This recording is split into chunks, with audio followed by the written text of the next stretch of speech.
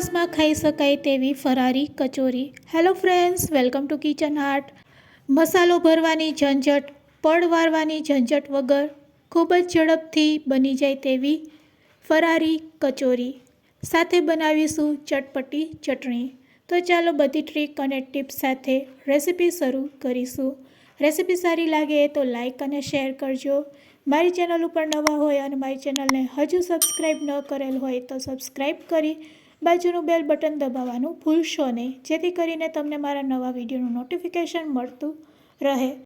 તો સૌથી પહેલાં 1 વાટકી જેટલા અહીંયા આપણે સિંગદાણા લેવાના છે। આ સિંગદાણાનો આપણે ભૂકો તૈયાર કરવાનો છે। તો મિક્સર જારમાં સિંગદાણા લઈ લેશું અને તેને ગ્રાઇન્ડ કરી લેશું અને પાવડર ફોર્મમાં રેડી કરી લેશું। તો તમે જોઈ શકો છો સિંગદાણાનો સરસ અચકચરો ભૂકો તૈયાર છે। બસ આ રીતનો આપણે ભૂકો તૈયાર કરવાનો છે। તેને આપણે એક પ્લેટમાં કાઢી લેશું। હવે તે જ જારમાં આપણે મરચાં આદુની પેસ્ટ બનાવવાની છે।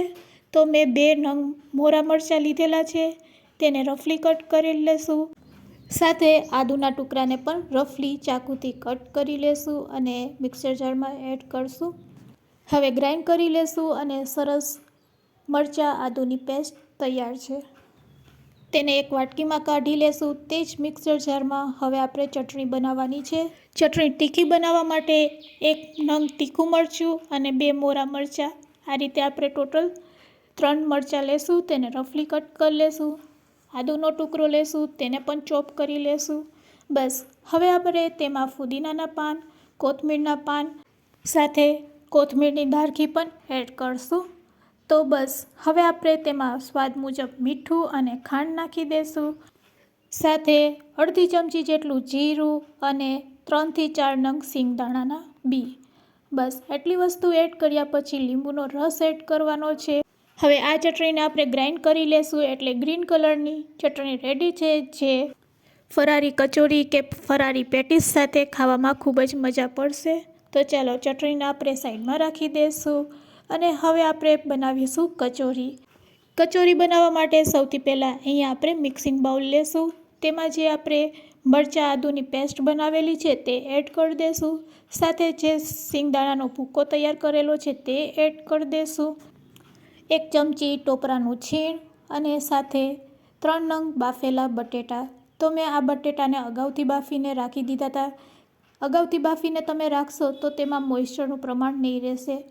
તો બસ બટેટાને અગાઉથી બાફીને થોડાક રાખી દેવાના, પછી તેને આ રીતે મોટા ટુકડામાં કટ કરી લેવાના અને પછી મેશરની મદદથી મેશ કરીશું, એટલે એકદમ સરસ બટેટાનો માવો છે તે તૈયાર થઈ જશે। તો તમે જોઈ શકો છો મેશરથી એકદમ સરસ રીતે તે મેશ થઈ જાય છે। આ રેસીપી તમે ક્યાંથી જોઈ રહ્યા છો તે મને કમેન્ટ્સમાં જરૂરથી કહેજો। મારી શીખવાડેલી ટિપ્સ સારી લાગતી હોય તો એક લાઇક જરૂરથી આપજો। તો અહીંયા આપણા બટેટા સરસ મેશ થઈ ગયા છે, તમે જોઈ શકો છો। બસ આ રીતે સરસ બટેટાનો છૂંદો કરી લેવાનો છે। હવે તેમાં ભરપૂર પ્રમાણમાં કોથમીર એડ કરવાની છે સમારેલી। સાથે તેમાં સ્વાદ મુજબ આપણે મીઠું નાખી દઈશું। જો સિંધાલ નમક ખાતા હોય તો તે, મરી પાવડર અડધી ચમચી, સાથે જીરું એડ કરશું અડધી ચમચી અને ચટપટો સ્વાદ આપવા માટે અડધી ચમચી આમચૂર પાવડર એડ કરશું। જો તમારી પાસે ફુદીના પાવડર હોય તો તે પણ એડ કરી શકો છો, તેનાથી પણ ખૂબ જ સરસ ટેસ્ટ આવે છે। બસ હવે કોઈ પણ મસાલા એડ કર્યા વગર હાથેથી જ આપણે મસાલાને તેની સાથે મિક્સ કરી લેશું। તો આ કચોરીને આપણે ડાયરેક્ટ જ બનાવવાની છે, મસાલો ભર્યા વગર જ આ મસાલામાંથી આપણે ડાયરેક્ટ કચોરી બનાવવાની છે। તો બસ હવે મસાલો આ રીતે મિક્સ કર્યા પછી અહીંયા આપણે મીડિયમ સાઇઝના આ રીતે બોલ્સ બનાવી લેશું। તો આ કચોરી બનાવવા માટે ના તો આપણે સ્ટફિંગની જરૂર પડશે, ના તો ઉપરના પડની જરૂર પડશે। બસ ઝટપટ બની જાય છે જ્યારે તમે આ રીતે મસાલો તૈયાર કરી તેમાંથી બોલ્સ બનાવો છો। તો બસ બધા બોલ્સ આ રીતે તમારે રેડી કરી લેવાના છે અને બીજું કંઈ નથી કરવાનું। હવે આપણે ફરારી લોટ લેવાનો છે। તો અહીંયા મેં બધા બોલ્સ બનાવીને રેડી કરી લીધા છે કચોરી બનાવવા માટે। કચોરીનું ઉપરથી એકદમ ક્રિસ્પી બને તેના માટે એક બાઉલમાં 1 ચમચી જેટલો આપણે તપકીરનો લોટ લેશું અને આ બોલ્સને તેમાં એડ કરશું અને બસ આ રીતે તમે હલાવશો એટલે તેના ઉપર કોટિંગ થઈ જશે। કોટિંગ થયા પછી તમારે હળવા હાથેથી વધારાનો લોટ છે તે દૂર કરી લેવાનો છે અને એક પ્લેટમાં આ રીતે રાખતા જઈશું. તો આ રીતે આપણે બધી કચોરી તૈયાર કરી લેશું. તો અહીંયા આપણી બધી કચોરી રેડી છે. બસ હવે આપણે ફટાફટ તેને ફ્રાય કરીશું. તો ચાલો ગેસ તરફ જાશું. એક કડાઈમાં આપણે તેલ ગરમ કરશું. તેલ સારું એવું ગરમ થઈ જાય એટલે કચોરી તેમાં ડીપ કરતા જઈશું અને ગોલ્ડન બ્રાઉન કલરની ન થાય ત્યાં સુધી આપણે તળવાની છે. તો આ કચોરીને તમે કઈ રીતે તળશો? તો તળવાની પણ એક ટ્રીક હોય છે.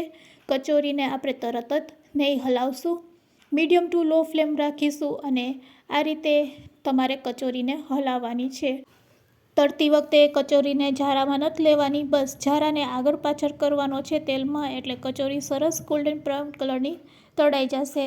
આ રીતે ગોલ્ડન બ્રાઉન કલરની થાય પછી તમારે ઝારામાં લઈ કચોરીને તળવાની છે અને ગોલ્ડન બ્રાઉન કલરની થઈ જાય એટલે કચોરીને તેલમાંથી કાઢી લેવાની છે. તો ગરમા ગરમ કચોરી કહો કે પેટીસ કહો રેડી છે ગરમા ગરમ સર્વ કરવા માટે. તો આવી રીતે આપણે બધી કચોરી તળી લેશું. તો વ્રત કે ઉપવાસમાં ખાઈ શકાય તેવી ફરારી પેટીસ કે કચોરી તૈયાર છે સર્વ કરવા માટે. લીલી ચટણી સાથે અથવા તો દહીં સાથે તેને તમે સર્વ કરી શકો છો. તો ફ્રેન્ડ્સ, આજની રેસીપી કેવી લાગી તે મને કમેન્ટ્સમાં જરૂરથી કહેજો. રેસીપી સારી લાગી હોય તો એક લાઇક જરૂરથી આપજો. આ વિડીયો તમે ક્યાંથી જોઈ રહ્યા છો તે મને કમેન્ટ્સમાં કહેજો. અને હા, તમારા ફ્રેન્ડ્સ, મિત્ર અને ગ્રુપમાં શેર કરવાનું ભૂલશો નહીં. Thanks for watching. મારી ચેનલને સબસ્ક્રાઈબ ન કરેલ હોય તો સબસ્ક્રાઈબ જરૂરથી કરી લેજો.